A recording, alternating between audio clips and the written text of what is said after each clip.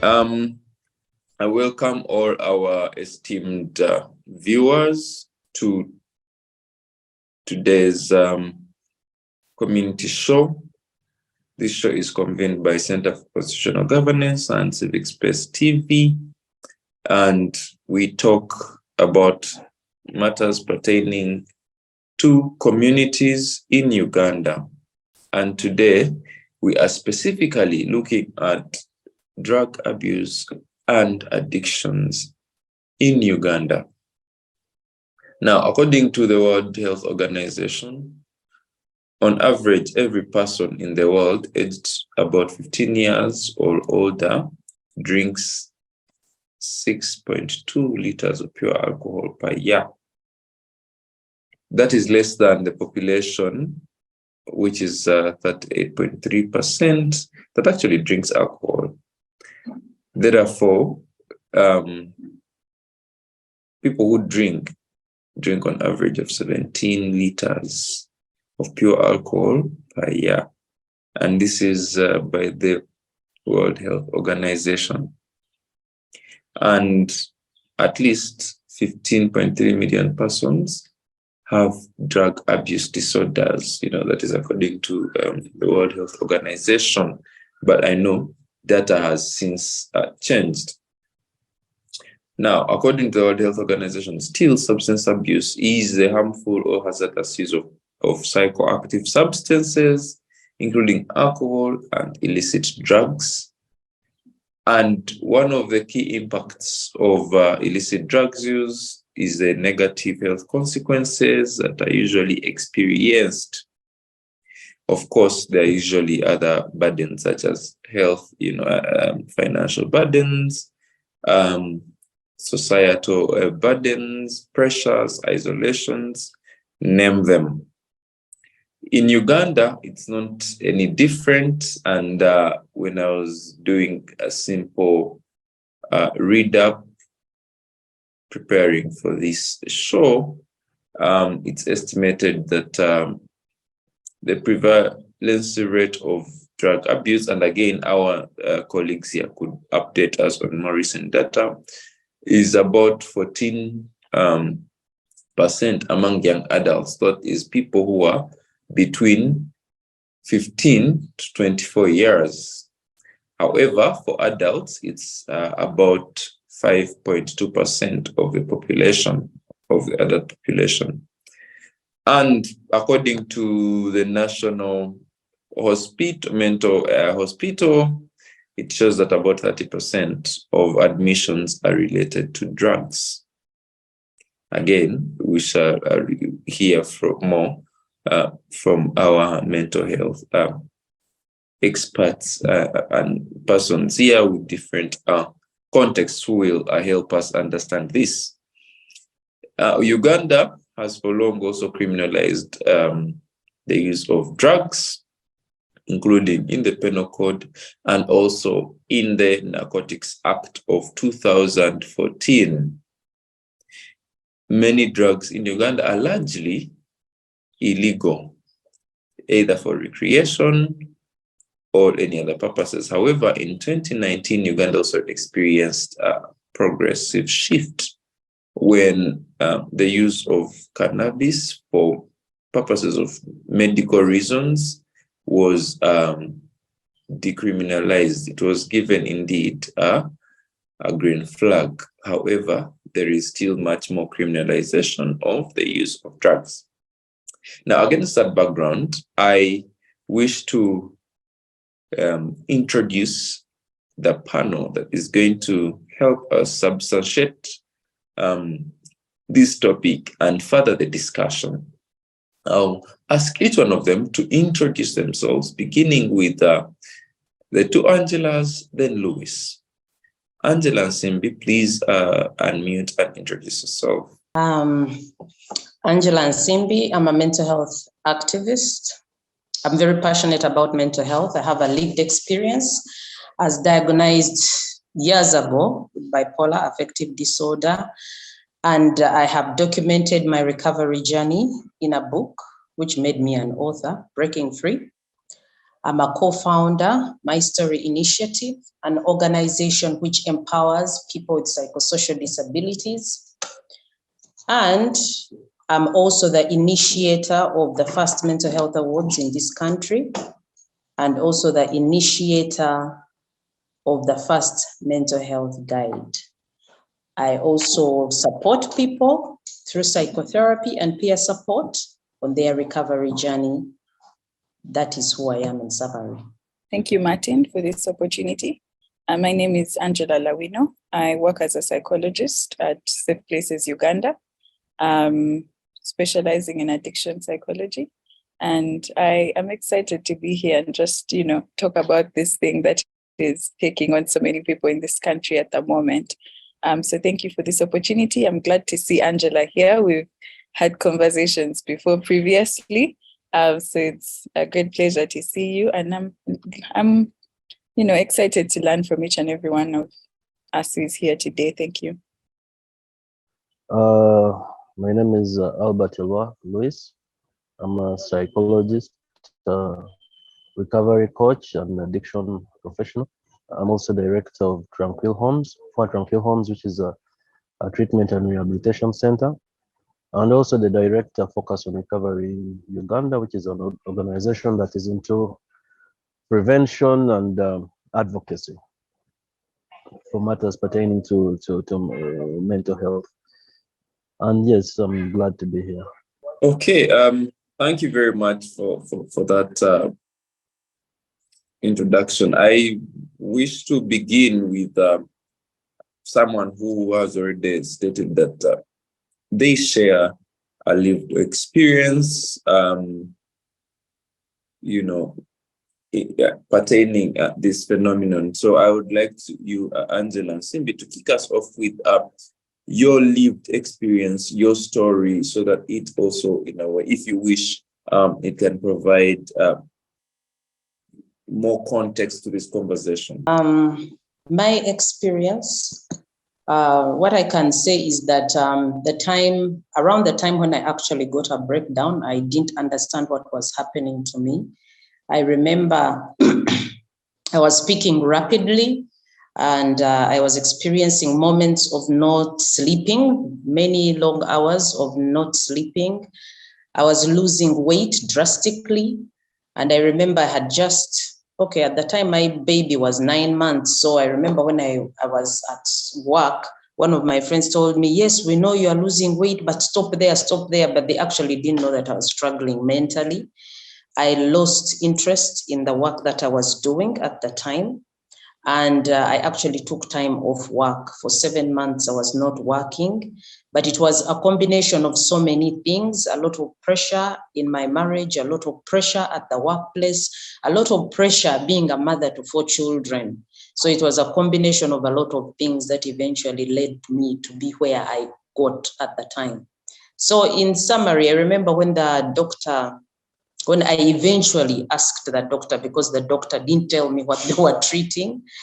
The doctor, I asked him, what are you treating? That's when he explained to me that we are treating a condition called bipolar affective disorder. And it means that your mood, when you are depressed, you get depressed for longer than normal, which could be 2 weeks or more. And when you are excited, your excitement becomes disruptive. So that's what the doctors told me at the time. And I started medication, which I took for 5 months. No, 5 years to be precise. It was 5 years. It has been a journey of recovery until I went off the medication. So yeah, that's what it was like. Thank you very much for sharing with us your story. I don't know if there is another who wishes to share their lived experience, if anyone also has a lived experience, before we dive into the other facets of this discussion. I have a lived experience with addiction. I battled with alcohol use disorder and tobacco use disorder for a period of 13 years, from age 15 to age 15 to 28. as you can imagine, I was in that dark alley. Whatever it is you imagine that a person fighting that beast of addiction goes through, I did go through. Trouble at school, trouble with work, broken relationships, friends dying. I reached a point where I was destitute, homeless, you know, just name it all. I don't know. It's a very dark alley that you wouldn't wish on your worst enemy, you know. So I wouldn't want to go into details because it's quite a long story, but just try to imagine, draw from whichever experience you've had. I had a bit of almost every experience until I had to go for treatment at the age of 28. I went to a rehabilitation center. I was there for 95 days. I have been sober for 15 years now. And I had to go back to school and learn more about this profession, about this disease, because at a certain point I was hopeless. I thought there was no relief from what I was passing through until I found out it was a disease. So that's what basically informs my passion in this field, my lived experience. Thank you. Thank you very much. Whereas Albert specifically explains that it had to do with an addiction. Angela, in your story, it was just a disorder that or a condition that, from your explanation, was not out of an abuse, alcohol abuse or drug abuse or any kind of addiction.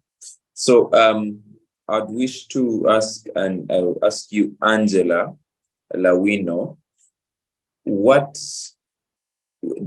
ask you whether there is a difference between mental conditions that are brought as a result of addictions and drug abuse, and conditions that come as a result of other things, like you said, pressure,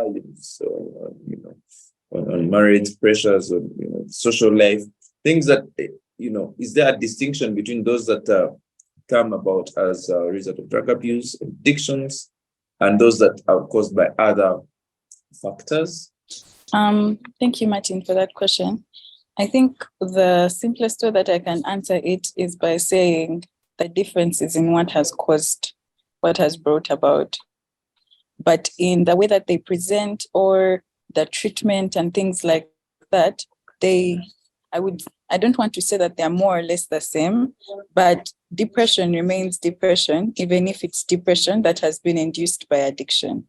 Because we know that even when you look at addiction on its own as a substance use disorder, when you look at it on its own, we know that there are mental illnesses that can, as a result of the presence of the mental illness, someone ends up using a substance and then later becoming addicted to the substance. So, for example, if I can use Angela and Simbi, she has bipolar disorder. Yeah, there are people who, as a result of their bipolar, have now begun to use substances in order to cope with the presenting things, the things that we see, the things that they are struggling with as a result of the bipolar. They begin to use substances. Yes. Then there are people who started using substances, and then as a result of the long-term use of the substances, have either developed drug-induced psychosis, or they have developed severe generalized anxiety as a result of the use of the substances. They have developed paranoia. They have developed severe depression. They have developed certain mental health disorders as a result of the use of the substances. Then there are people who have the substances, who have the mental health disorders, and then the mental health disorder presented first. And then as a result of that, they began to use substances to cope.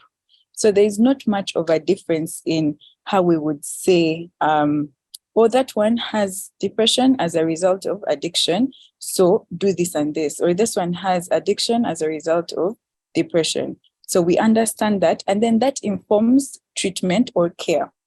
When you know that the depression came before the addiction, you treat it differently. When you know that the addiction came first, then the depression came as a result of the addiction, you handle it differently, because then you know the primary mental health condition, disorder there is addiction. If you handle the addiction, the depression will go. If you handle the depression, then you handle the addiction as well, because one is leading to the other. But I wouldn't say in terms of diagnosis or assessment that there's a difference. Yes, that's how I would go about that. Thank you. Thank you very much. To you, Angela and Simbi. Is it possible that many people, I mean, and like Angela has, has rightly put, that many people in trying to treat one enter into the loop of another? You are perhaps having a sort of disorder or a condition which can be treated, medically, but then because of those drugs or pills that give temporary relief, one becomes a user, constant user, regular user, to the extent that they cannot do without it. Is that something that is also you are adding to the rates of addictions? Maybe it begins as a medical relief, and then it goes on and becomes an addiction, but which a person cannot do without, those pills. Maybe how I can explain this. The truth is, when somebody already has a mental health challenge, many, not all, but some people actually choose to cope. And how they cope, they actually turn to substance abuse as a way of coping, because I've engaged with different people, and those people I have engaged with, some of them will tell you, one of the young people I engaged with, she told me she always smokes a joint at midnight because that joint helps her to knock her out. And she sleeps purportedly to forget her problems, but she is already depressed, really. She's very, very depressed. Then others will also use, they will use the alcohol as a way of coping. And yes, the medical systems have a way they will support you on how to overcome, but basically they are treating the symptoms. Most of the people don't deal with the root, because even when you take medication, the medication will help you sleep, for example. It will, if someone has been very aggressive, for some people, it will help them not to be very aggressive. But unfortunately, for some people, it will actually make you very lethargic and decrease your productivity. So it depends at what level of treatment you are. Because when I give an example of my own experience, the moments when I was under treatment, the medical approach, I would get very drowsy, especially when I had just had a relapse. I would get very drowsy. Of course, that meant I had to be off work. I could not work for a bit. I had to take time because I was even afraid to mix with people again. So yeah, the approaches can still be similar, but people use the alcohol and the drugs just to cope, as a coping mechanism. For me, my coping mechanism, I turned to the word of God. That's how I manage my life, my mental health. I just affirm myself. And one of the verses which I always use when I'm engaging with people, even to myself, it is Psalm 139, verse 14. I remember I continually tell myself I'm fearfully and wonderfully made. The works of God are wonderful, and that I know full well, and his works. So yeah, I hope I've answered your question properly, Alex. Yes, thank you very much. And I'm going to ask this question to to Albert, and Lawino, you also follow it up. Albert, you are in this space of counseling, of rehabilitating. How difficult or how easy is it to detect drug abuse and addiction among people, across the different demographics? Just come again. You're asking how easy it is to detect. Yes. How is it, or how difficult is it to diagnose or to discover that there is a challenge of drug abuse and addiction across the different demographics? Let's say young people, older people, or different, generally different people. How easy or difficult is it? And to find out or to diagnose, and know that someone indeed is having an addiction or a drug abuse problem. Okay, I should say, let me say from the point of view of an observer, just let's say a community member or a family member, it would be usually easier to detect for the mature people, because you're going to see a drop in productivity. They will fall out of routine. Pretty much you'll fail to recognize this person, and then you'll begin to ask the necessary questions. What's wrong with this person? I think there's a problem. Young people tend to hide till it's too late. And then also with young people, most parents want to wish it away as a phase. They think it's just experimentation, it's just quote unquote normal indiscipline. So I think it's easier with the mature people because they have established routine, so you can be able to tell, especially when they live around you. You can be able to, or if you work with them, you start noticing absenteeism, or the person is sleeping in office most of the time, or they tend to excuse themselves and leave every so often. So you tell there's a problem. Now, in terms of diagnosis, there is a standard procedure for diagnosis. There are diagnostic tools that are applied to be able to tell whether there is a problem. Now, the complexity comes when the addiction is co-occurring with another disorder, like Angela was explaining.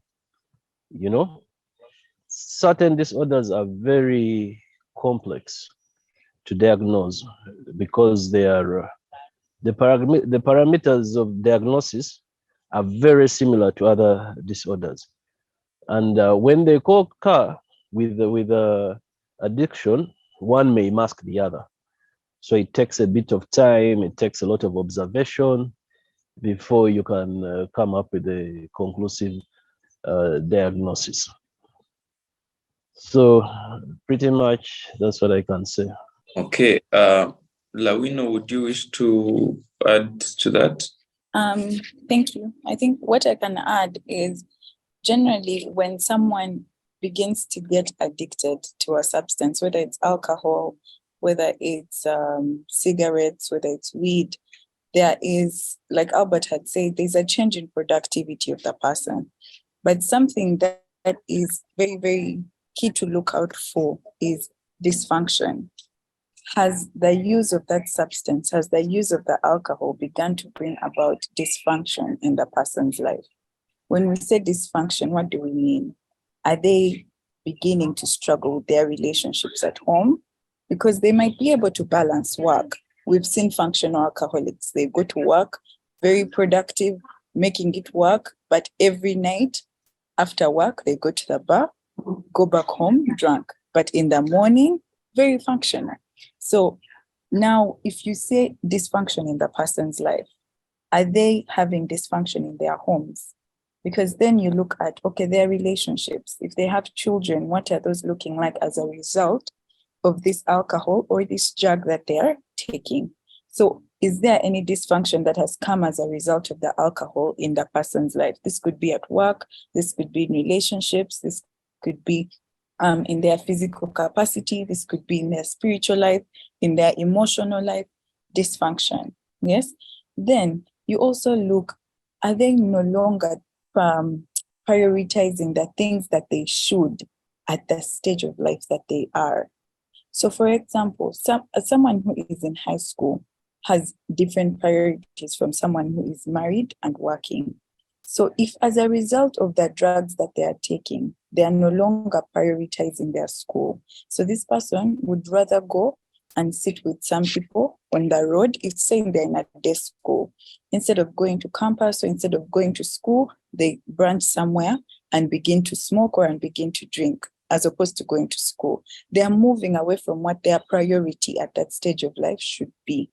If someone is working and married, they are now spending more time in the bar. They're spending a lot more of their money purchasing alcohol as opposed to sending their children to school, as opposed to buying food for home. So the alcohol or the drug that they're taking becomes their number one priority. It is first buy alcohol, then pay school fees. That is, they're moving away from their priority. So those are some of the things that you can look at, whether someone is young, old. There are things that remain constant, dysfunction within their life or a deviation from what that stage of their life calls them to prioritize. Yes, thank you. Thank you. Thank you very much. Lawino. From experience and also living in the Ugandan society, one or the other, all of us have seen people who consume drugs and people who consume alcohol, and many of us take a beer, once in a while. So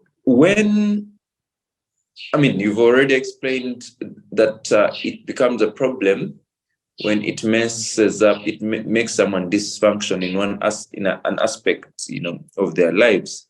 But when does much or little become much? And this goes to you, Angela and Simbi. When does little become much? To be honest, I've seen people who each and every day take alcohol, but they continue to hold it together, at least as far as we know. They're in a stable family, professionally they are doing well, they are rising, they are continuing, and they also fathering, or mothering children, being guardians and being, great parents. Is there a safe way of, and exactly this is the question, is there a safe way of using drugs, maybe for recreation? Is there a safe of using drugs and alcohol? Is there a safe consumption?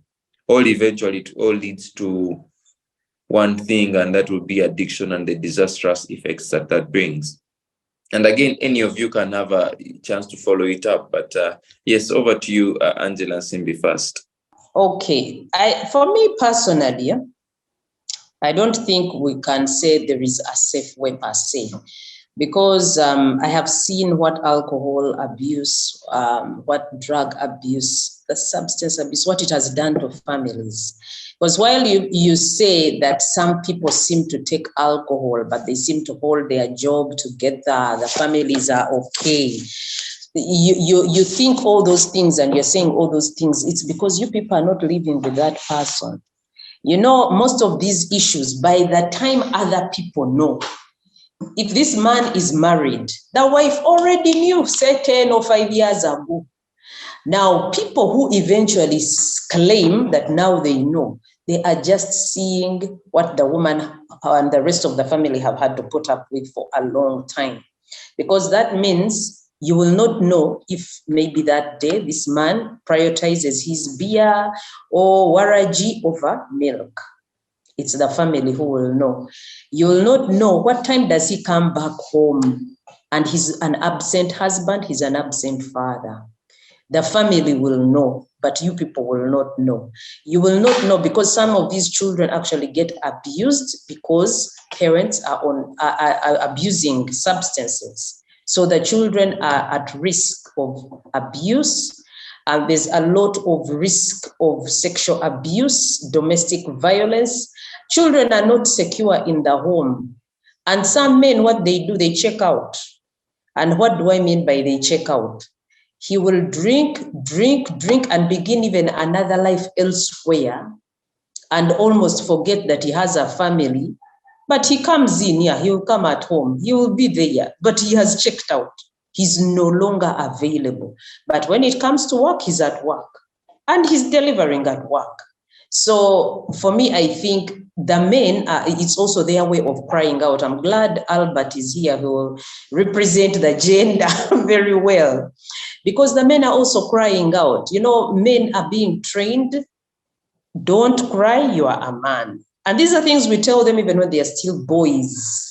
You know, that's how we are socializing them. So when a man is hurting, what does he do? The bar is his go-to place. He has been trained, you don't talk about your problems. So he'll drink himself silly. And they fear to talk because they have been conditioned not to talk. So I really think if you are in that place where it is costing you your marriage, it's costing you a healthy relationship with your children, you would rather not even say, I'm testing, just leave it, just leave it. Yeah, that is my opinion. So I don't know what the rest are saying. Thank you, Angela. Yes, about self-use, and I know that is like the biggest puzzle worldwide, because there are many people who actually believe that they can control their use, and that's why you see that the majority of people in the world look at addiction as a moral failing, as opposed to a disease that it really is. Yeah, but you see, what you call self-use also leads to the buildup of tolerance. You'll start with one bottle, you feel good. At the end of a few weeks, you're doing 2 bottles to get the same effect. Then you keep building up tolerance, you know, and that's what eventually causes a dependence, and that's what eventually causes an addiction. Now, some people may stick to that 1 drink or 2 drinks for a very long time. Then what about the next person? So as an advocate, you actually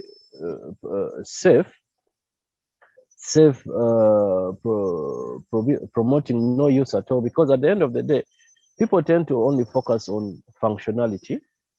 And I'm glad Ms. Lawino mentioned it earlier, because that is what we tend to see that matters most. But what of the damage to the endocrine system?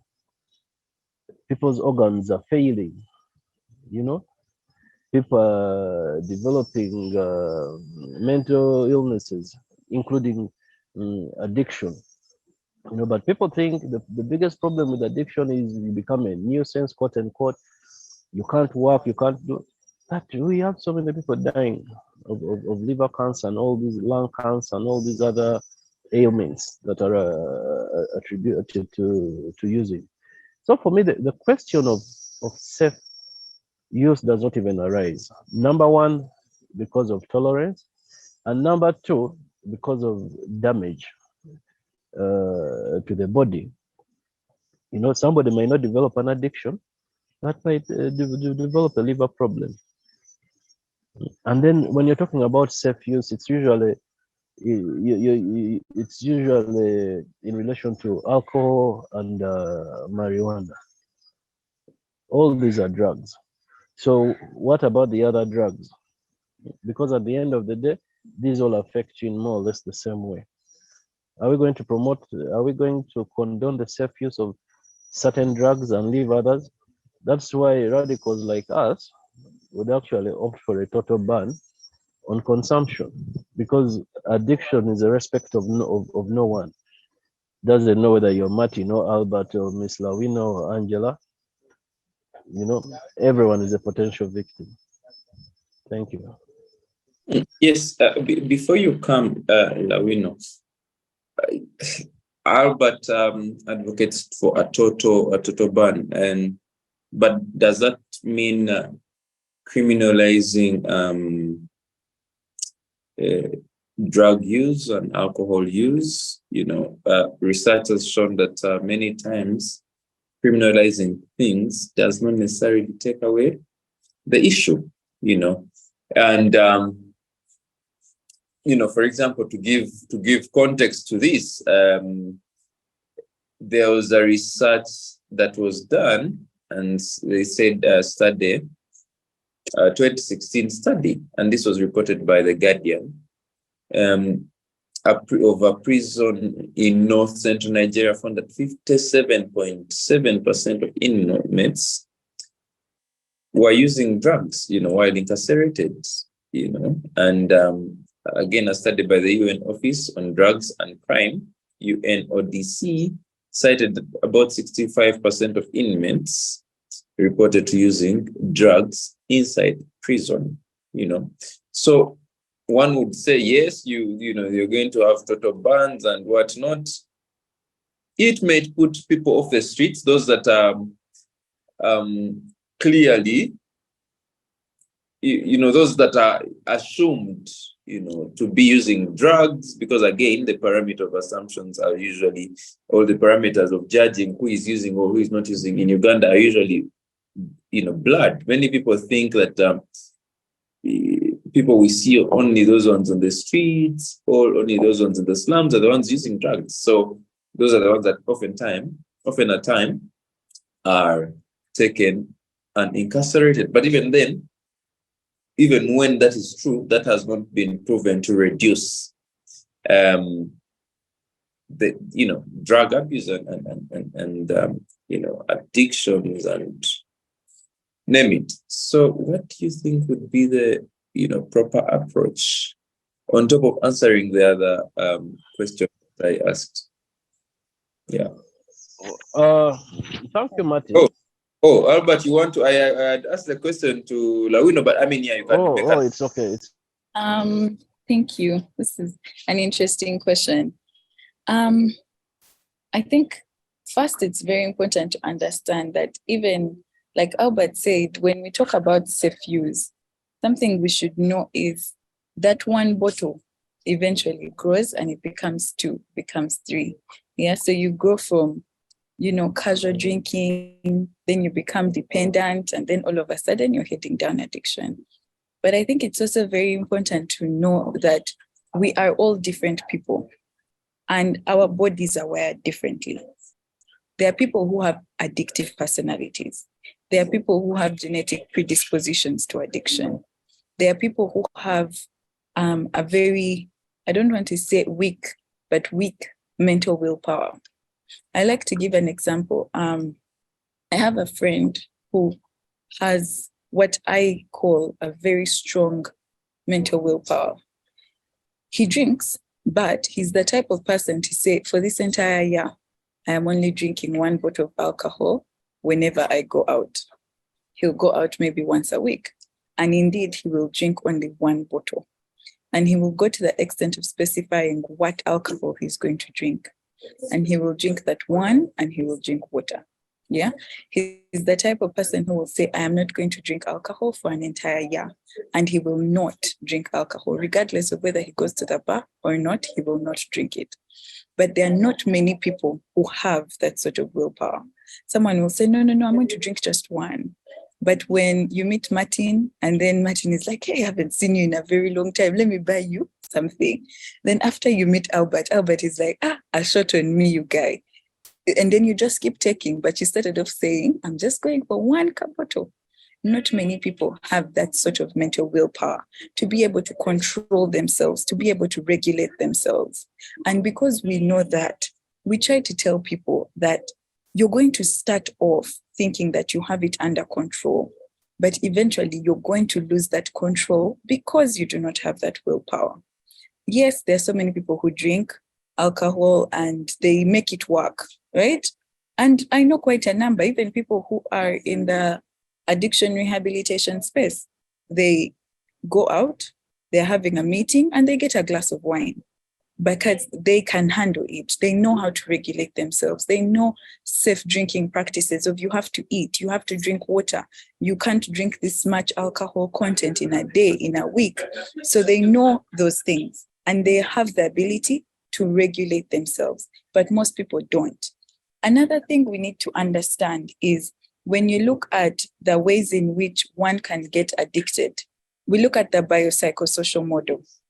And we know on the biological part, we have the genetical predispositions, we have the addictive personalities. Then on the psycho part, we have different things that can happen to us, the way that we'd respond to them is for someone who is already using these substances, they can easily head towards them as a coping mechanism. So if someone is struggling with grief and they are using alcohol and then they begin to find comfort in the alcohol, they can easily end up addicted. If someone struggles with trauma, they can end up soothed by finding soothing in that substance. If someone is struggling to sleep, is struggling with anxiety, they can end up becoming addicted to weed, something that they started off with. It just calms me down. But now you find that you're smoking it all the time for that calming down thing. Then you look at the social aspect, especially in Uganda. It's easy accessibility to alcohol, easy accessibility to affordable alcohol. And then that means more people are able to access it, more people are able to afford it. And that's why even when you look at, like Angela had said, yes, for you, you're seeing someone who is, yes, they're drinking. Sorry for that. Yes, they are drinking, but you don't know what is happening at their home. You don't know what they have sacrificed in order to be able to be in the club all night. You do not know what priority has been displaced. For you on the outside, you're just seeing a guy whose kids are going to a nice school, drives a nice car, is in office all day, and seems to be making it work, speaks eloquently, dresses nicely, he's always clean. But there's someone at home who is washing and ironing those things, and you can't even look at where he sleeps, right? So it's important to note those things. Tolerance grows. We have different mental willpower capacities. And then for the other question that you have asked, it is true that when something is criminalized, it does not help with it. So what criminalization would then do is that they would now begin almost an entry point of substandard commodities, substandard alcohol. Alcohol, I think there was a story, I think it was in Western Uganda, Western or Northern, one of the two, where people drank alcohol and became blind. Yeah, but that is all because of people are trying so much to make it on the down low that there is no regulating the type of alcohol that people are drinking. So for me, we cannot, like Albert had said, we can't really advocate for these safe practices, because if we're advocating for safe practices, are we also going to advocate for safe use of heroin, of cocaine, of crack? Because these are drugs that are coming up as well. And we can't really advocate for safe use of that. But if we have alcohol, I don't know. I don't know. It's an interesting question, because we know that criminalization could bring about certain negative effects, and yet at the same time, we do not want to advocate for safe use. Yeah, I think that's what I would say. Albert had wanted to say something, so I don't know. Yes, and before I go to Angela and Simbi, I mean, honestly, it's a researched fact that criminalizing, some things just adds to the carnage. People will do things underground and it will be unsafe, okay? And it has been tested in regard to abortion. When you criminalize abortion, the numbers of people aborting are not going to reduce, but the number of those doing it in a very unsafe and dangerous way is going to increase, and it will lead to more mortalities, okay? Same with, with criminalizing drug use. People are going to people are going to definitely go underground illegally trade drugs, illegally consume, and just like Lawina said, consume the substandard and very dangerous ones, and that is what the advocates for decriminalization of the use of drugs, have stated.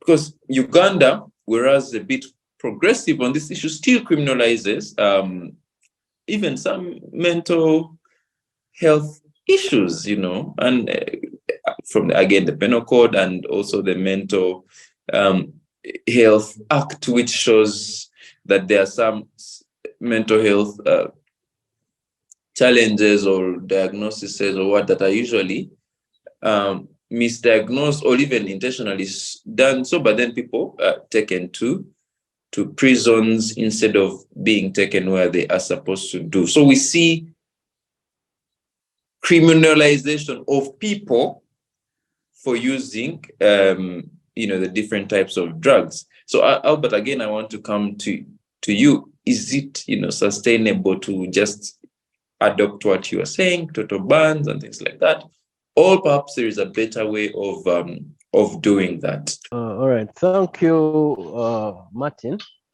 First of all, already there is a criminal. It's criminal to use certain drugs. It's criminal to distribute and sell certain drugs. Drink driving is criminal.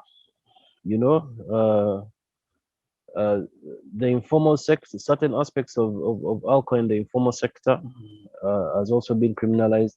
So we already see there is an existent criminal aspect. Now, when you talked about people in prison using drugs and all that, that doesn't mean they are there as a result of using drugs. So they are using drugs in the prison, but were they in prison for drug use or drug-related crimes? Some may be, but not the entire population. So I don't think this can inform our statistics. Now, there's a difference between a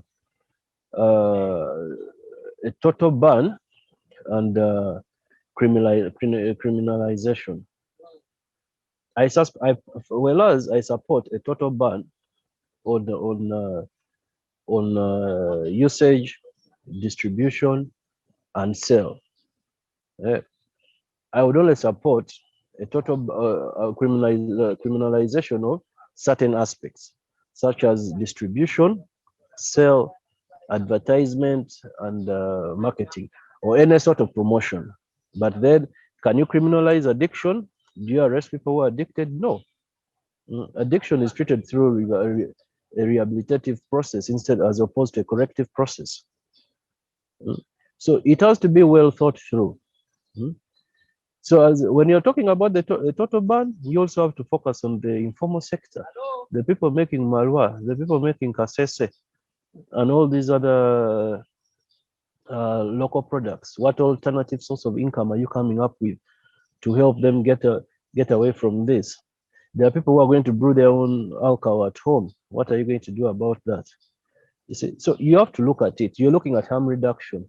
Look at the United States, where the government has even brought up substitutes, opiate substitutes. They come up with a lot of initiatives to try and lower the burden of addiction or reduce the harm. At the end of the day, what's happening in the United States? They're having an epidemic. Those ends.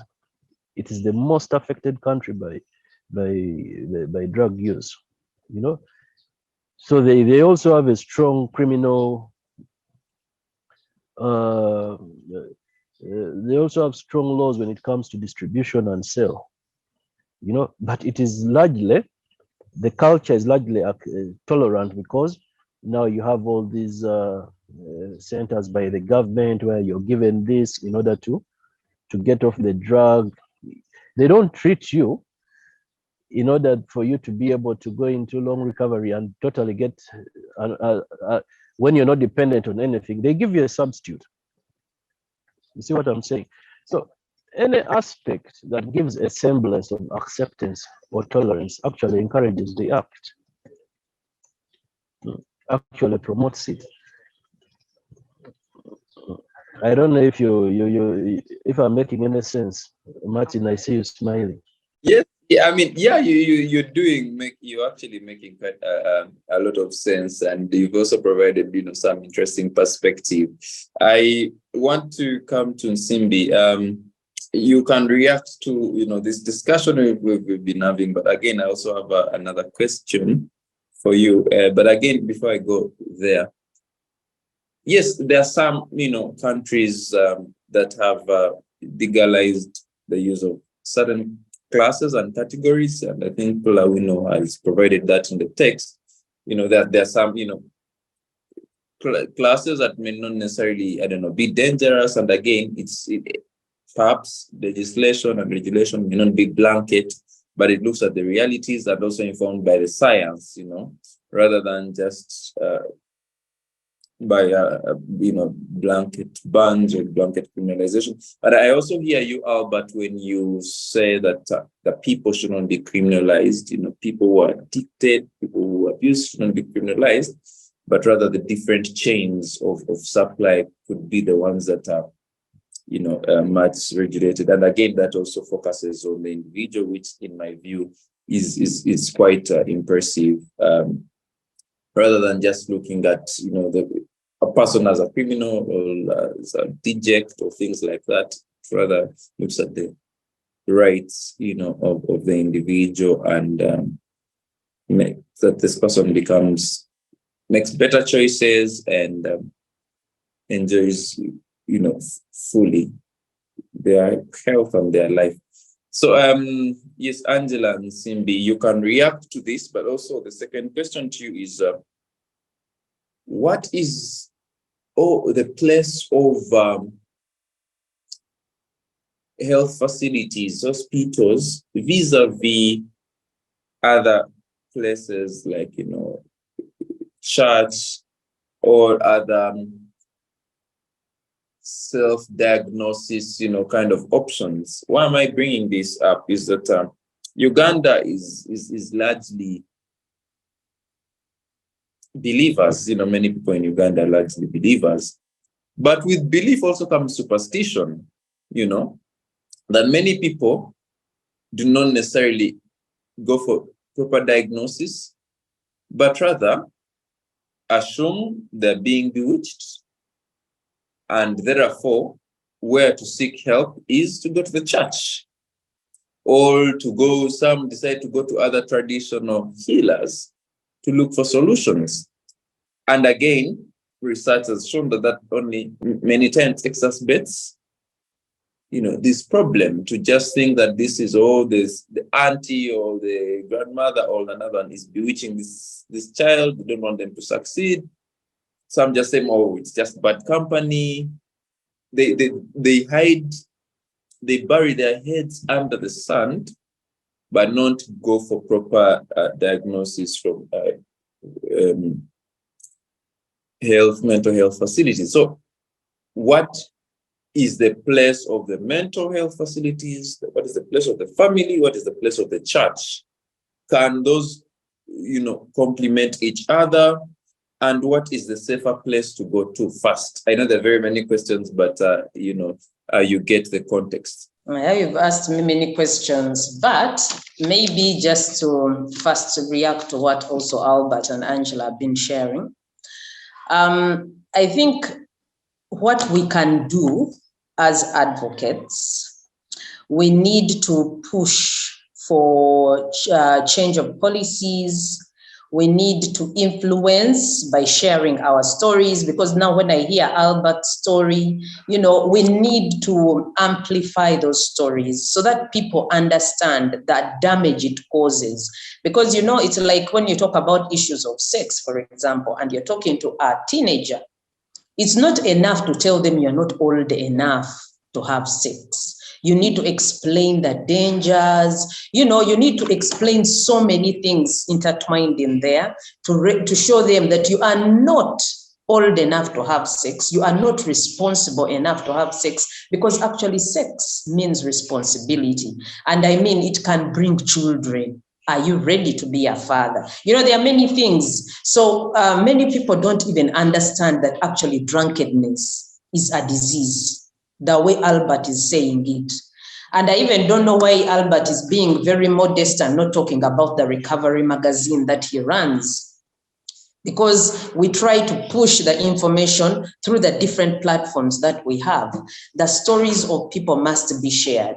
Mental health awareness, it's a serious thing, and we can never have an end to it. It has to continue, even in the workspaces, because you realize that some people, if they are supported, they can function well. Because that's why I talk about peer support a lot. Peer support works in all ways. Because if it is people who are struggling with alcohol and substance abuse, there are peer support groups, and I'm sure Albert must have them at Tranquil Homes. You know, you make people be in a space where they are safe and they can share their stories safely, learn from each other, and encourage each other to be better. You get what I'm saying? Because now I want to quote something here according to the Uganda Alliance policy. No, it's actually Uganda Alcohol Policy Alliance. In their strategic plan, that is 2022-2026, they actually mention, and this is according to the Global Status Report on alcohol health, but that is of 2014, that particular Global Status Report. It shows that men, men up to, first of all, because I'm here reading it out, it's 7% of the men, the drinking went up globally, and men 2 to 3 times they drink more than the women. So that should show you, for us women, we normally have redress. We have those spaces, even though it's just your friend, before you even talk about a counselor, before you even talk about a counseling psychologist, there's that person you will talk to. But now many men won't talk, and that's why consumption will go higher. So I hope that bit I have tried to explain it, because for me, I feel the way to go is advocacy. The way to go is to bring alternative systems like peer support groups. People need to be supported within the community. They shouldn't be ostracized. People need to be heard. And so as we create the awareness, because we have to remember, I understand Albert, I feel him, but the government will not put a total ban when they are getting the biggest maybe percentage of taxes from these people who make the brew, who make the booze. There's no way the total ban will happen. Of course, ideally, that's what we would desire, but it will not happen, because they are thinking economy. They are thinking, how do we balance this? So there are some things which will not happen because of the money. Because when you talk money, people will think money before they think health. That is the tough reality. So now, when we talk about, you said something about where is the place of church, where is the place of family, where is the place of the hospital when we are dealing with mental health challenges, or even in line with drug and substance abuse. Now, the truth is everything there has a place, everything. And the hospital, for me, one thing that I will say, because I'm born again, I'm a Christian, I believe in the power of healing. Jesus, I know he heals. I also know he equips doctors to heal. He has trained people to help us in the healing space, people like counseling psychologists, clinical psychologists. All that is a platform for healing. So here is my submission. It is, people need to understand, if you have a crisis, it is not bad to go to hospital. It is okay to go to hospital. Go, get diagnosed, get the help you can get in hospital. However, I also advocate for people to have a healthy doctor-patient relationship. You must be in a position that you can ask that doctor questions. Because the truth is, some medications might not work for you. Some might maybe make you gain too much weight. Some are making you, even because of prolonged use, you get other chronic diseases. Some people have developed diabetes, others hypertension. You should have an honest conversation with your doctor. When something is not working for you, tell them, and then ask for alternatives. Because for me, my journey to eventually go off medication, I actually had an honest talk with my doctor. Of course, the doctor wasn't comfortable that I'm going off the medication, but I also decided I don't want to take medication for the rest of my life. So I said no to that. And what I decided, how do I maintain good mental health regardless?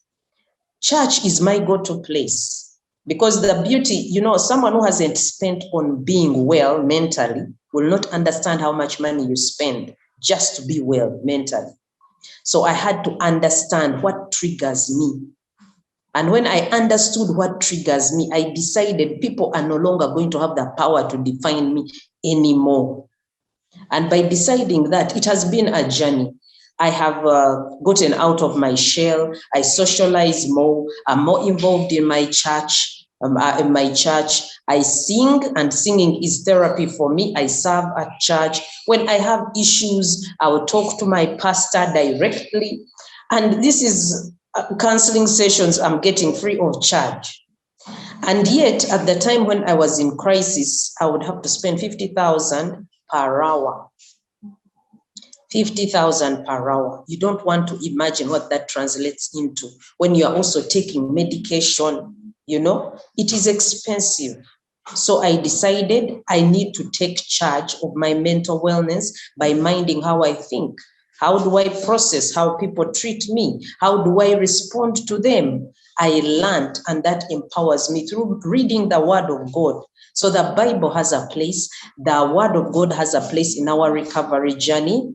And family has a place, because the truth is, when you have gone through crisis, you don't even want to face the world outside there. So the family holds your hand. I remember my husband, he had to play a very critical role, which he played, by the way.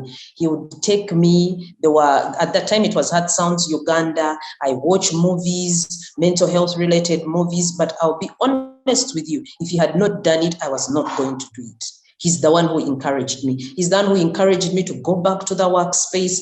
I was not going to do it. So we need families to also step up and support their loved ones. They should stop locking them up in rooms, locking them up and chaining them in shrines, but step up and be involved in the treatment. Let them educate themselves on what their loved ones are going through. So yeah, that is my submission, Alex.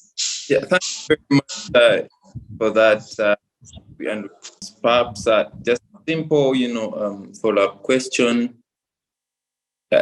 Well, we also know that there are many groups that misuse their power and privilege. Misuse the fact that Uganda is such a believing country to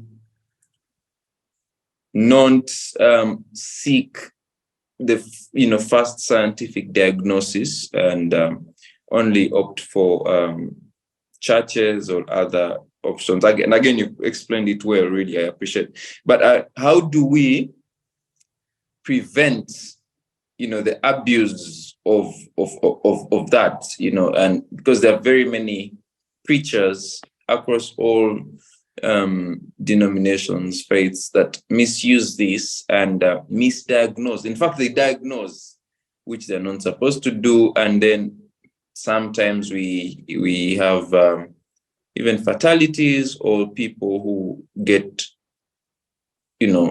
swamped in more dire situations. I'm saying this because there have been reports and experiences of people who go to churches and then during exorcism, they are beaten. During exorcism, they are locked in rooms, as you referred to, that some family members have done. They are told to perhaps undergo days of fasting and things like that, which at times do not necessarily reflect what has to be done. So how does someone know that maybe this support group, this church, or what the family is doing is really, really safe, and it's a safe place for one to stay? And when does a person opt for a different mechanism and not stick to that? Because to be honest, people will continue going to church in Uganda when they face problems. So how do we know that such and such is dangerous and it may not yield. If you can answer in just 2 minutes, we have just 8 minutes to go. We shall really appreciate. Answer in 2 minutes, and I give 2 minutes each one to close. Okay. For me, I think we should also take the awareness raising to the church space. Yeah, because also the church leaders, not all of them understand mental health challenges. They also need to be aware, to be educated about the issues.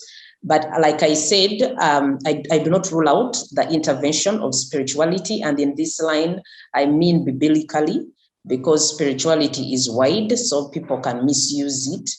Yeah, so I really feel, because I do actually mental health talks, even in churches.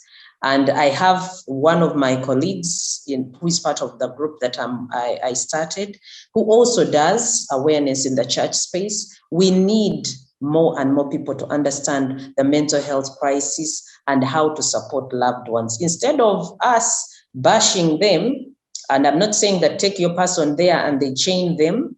Yeah, know what is safe, but also you be educated about what is safe. Otherwise, it's very easy. When you're desperate, it's very easy. In summary, because my husband, when we went to church, because when I also had crisis, we went to church. I'll never forget what Pastor Chaze told my husband. He told her, I have prayed, now take your wife to hospital. Yeah, so we need more pastors like Pastor Chaze. Yeah, wow, thank you very much, Angela and Simbi, for that. And yeah, for sure, the spirituality plays a very important role in people's recovery, in people's being better. And I am a big advocate of church being inclusive, church being compassionate, church being non-judgmental to people, so that many people are able to come out of their shells and live a better life. So I'm giving each one just 2 minutes to close. I'll begin with Albert, then Angela Lawino, and then to you, Angela and Simbi. Just in 2 minutes, please close. It has been a very great discussion. We cannot exhaust it all, but we've at least touched the most essential nuances. Okay. What can I say? I can say that it is very important overall for all of us to recognize the importance of mental health and take steps to improve it by one, endeavoring to address the root causes and understanding the risk factors, basically educating ourselves comprehensively, if we can, about mental health, its manifestations, the treatment options available.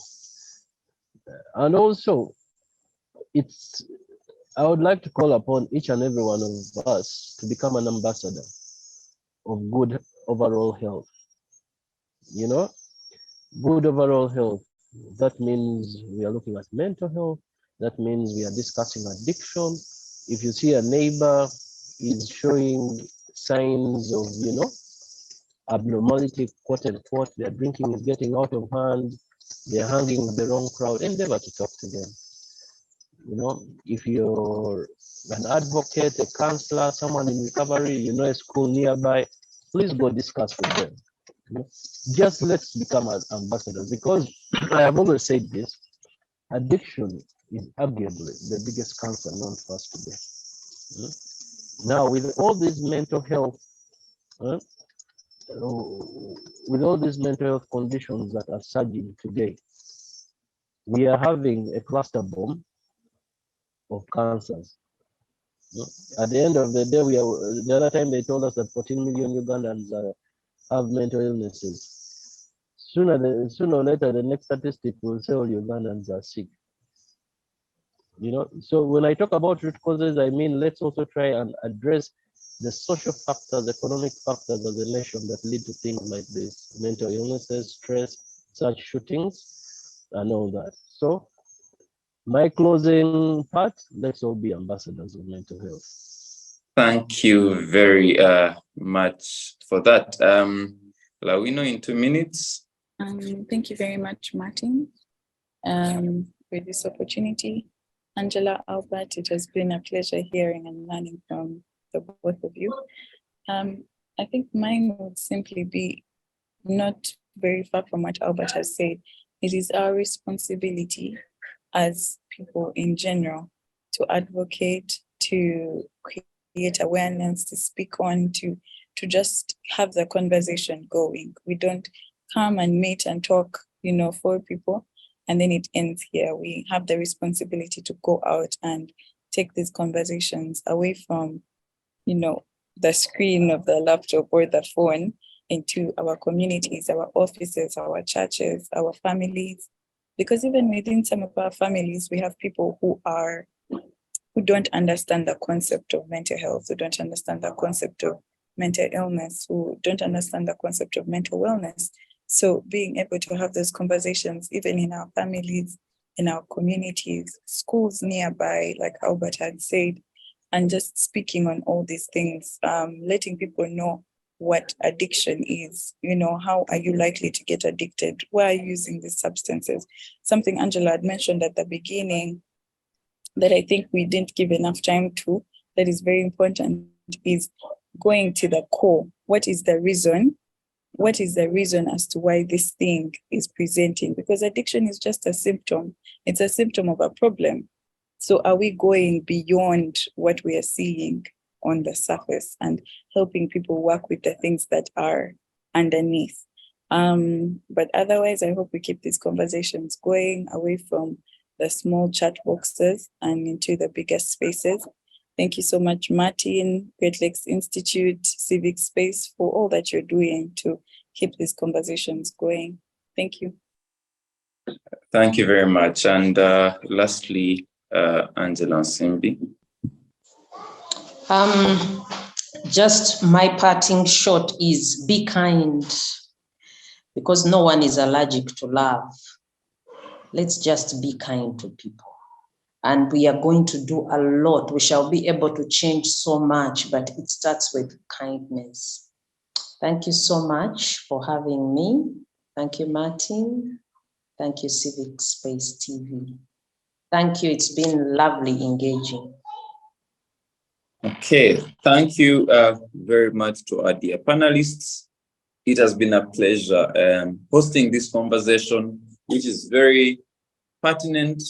All of us know someone who has gone through a mental health issue because of addiction or because of drug abuse. And all of us are potential victims of mental health issues, in one or the other. Addictions do not necessarily mean a person is bad or a person is the worst of society. No, it happens to the best of us. Many world leaders, politicians have afterwards, as celebrities, have come and said, you know what, I was at a point addicted to drugs, to alcohol.